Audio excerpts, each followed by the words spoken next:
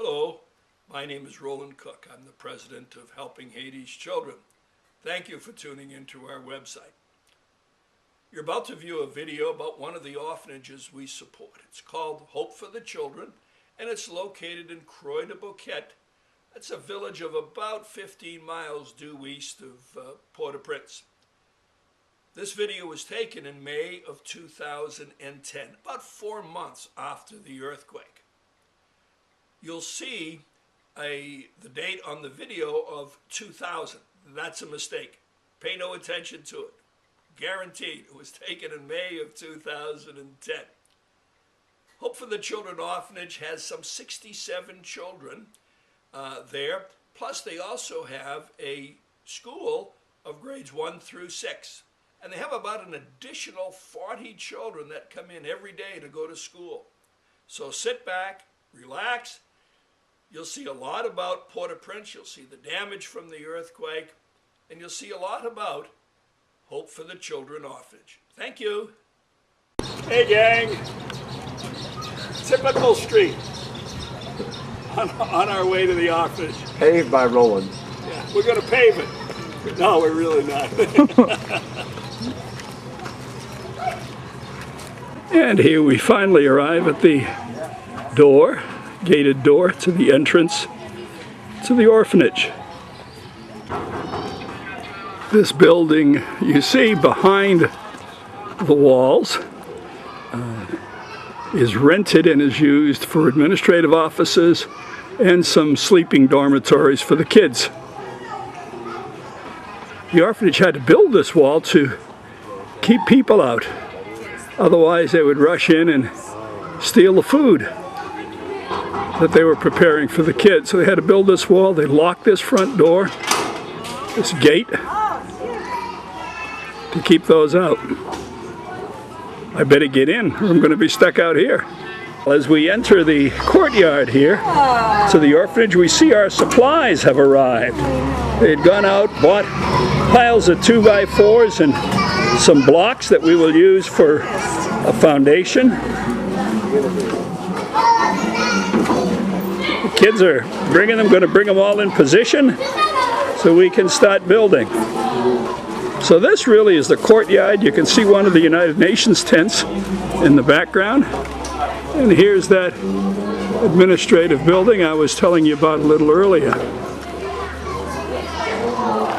You can see the damage from the quake. A lot of the stucco came down. There are substantial cracks in various parts of the building. But 2 out of 3 structural engineers have said the building is safe. This is the classroom where the kids will study and go to school. We'll see more of that a little later.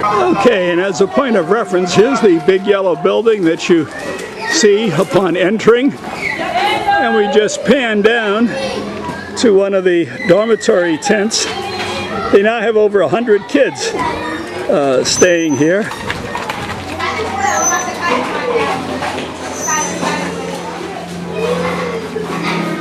And we'll walk around so you can see a little bit more.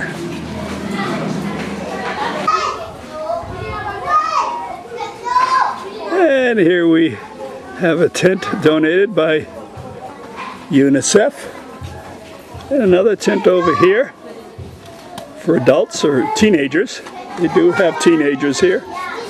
And we just go around the corner in this little compound. There's another tent. And down the back to where the kitchen is, down in here. And this is what the inside of the tent looks like. Bonjour.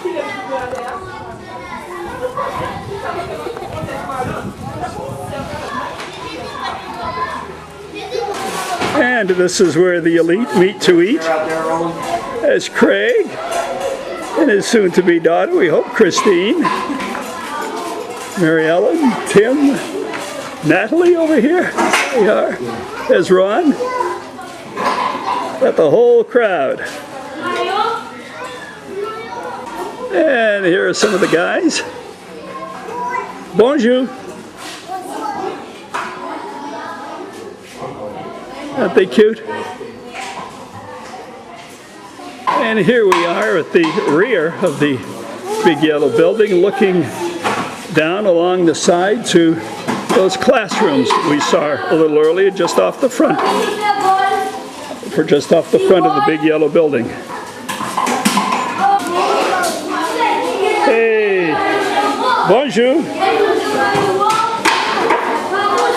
And here we are, just looking down the back of the yellow building towards the tents.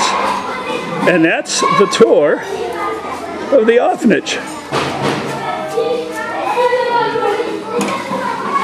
I think the number is 67 overnight guests stay here, kids stay here, with over 100 during the day going to school. The school is of such renown that folks in the neighborhood like to send their kids over here to go to school. And here we have Etienne, our host and the main organizer of the orphanage here. Etienne lives here with his wife and 3 kids. And over here is Natalie. Translator. Yes. Translator. Yes. Welcome to school. Welcome to. This is Natalie's first time back home in 20 years. Yes. And our expert translator. Yeah.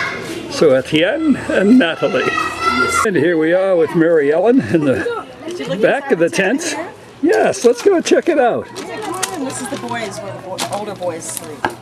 This is the older boys' tent, huh? Is this your ribbons you're putting here? They're all way up there. And as we back out, see one of the boys. And pan around to the back of the tents. And over here in this far corner, past the banana trees, we see where they're digging the hole for our new and luxurious latrine. Let's go check out the hole.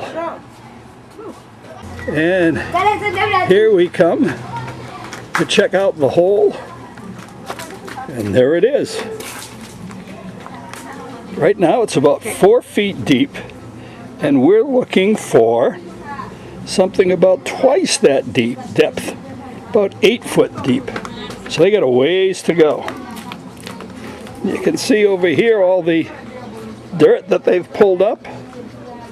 We've got to use that. We'll bring it over here and start to regrade it and level it off a little bit. Okay, that's what it's going to look like. And here are a group of ladies doing the laundry. It's okay. Photo okay? Sure.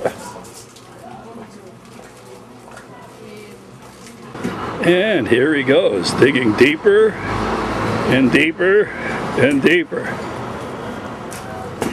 Remember the first rule of holes. When you find yourself in the hole, stop digging. In this case, we wanted to dig another 4 to 5 feet down there. Long way to go. We're going to swing over our team and start fabricating the exterior walls to our latrine now. So we'll come back and catch up with you a little later. And here we have Master Carpenter Tim Muth nailing in one of the studs on the side of the latrine. I'd ask him to look up, but I'm afraid if I did, he'd hit his thumb. Ta-da! He got it! He got it! Good job, Tim. And now we'll see Ron down at this end. He'll do the same. Ta-da! I've not had any practice. Let me get this one here. And here goes Ron with the business end of the hammer. Hell of a difference from English literature. No, it's the same thing. Same thing. It's more skill to hammer that nail than it does to teach English literature. Whoa. I meant more as the student. Never mind. Yeah, retract that. Yeah. Craig in your class? But I've been in plenty of English literature. Well done, Ron.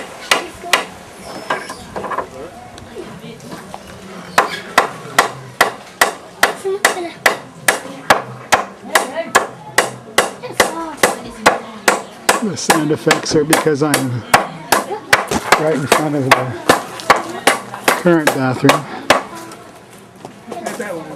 All right. You might have to wrestle me. Want to try next one? Oh, I'm not sure anybody can say that. We gotta check the angle. 1 out here, of too. 2. I'm not embarrassed. No, that's Roland's in to save the day. 500. Hey, Well, I gotta that's all star in any league. Roland's trying to save it. Occasionally, I go into the church to help on a Saturday. Roland and his team of experts. Okay, it's the end of a long day. It's 6 o'clock. And today we went out and we purchased all the 2x4s and the plywood and materials we needed to build the world's greatest latrines. We finished the end pieces, 2 of the end walls, if you will, and tomorrow we're going to reconvene and finish it off. Right now we're waiting for a driver to take us back to our hotel. So we're just kind of hanging around, decompressing, and the kids are running around and doing their thing. It is really very nice here where the older kids take care of the younger kids. And they always play together. Mary Ellen is always the hit of the show, simply because she gives the kids affection. They seem to really thrive on that. Mama Mary Ellen. And here we got the kids playing amateur soccer. Sounds like he just broke something.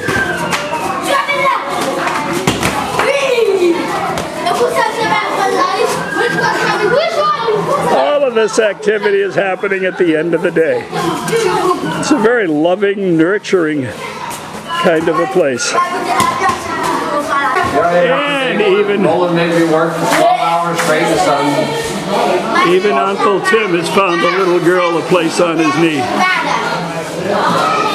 Nice way to end the day. Tired.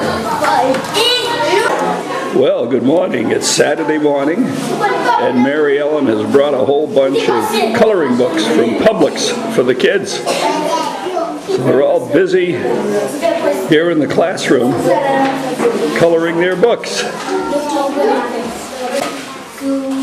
Bonjour.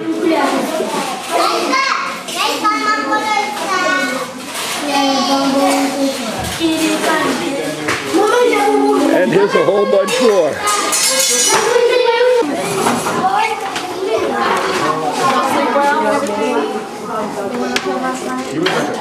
All busy coloring.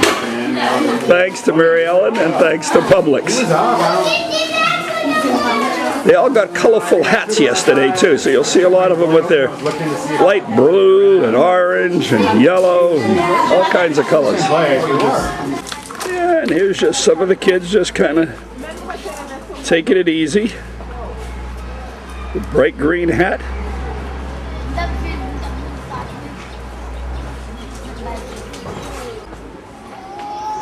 This little fella wanted to pose to get his picture taken. Standing perfectly still. There he goes.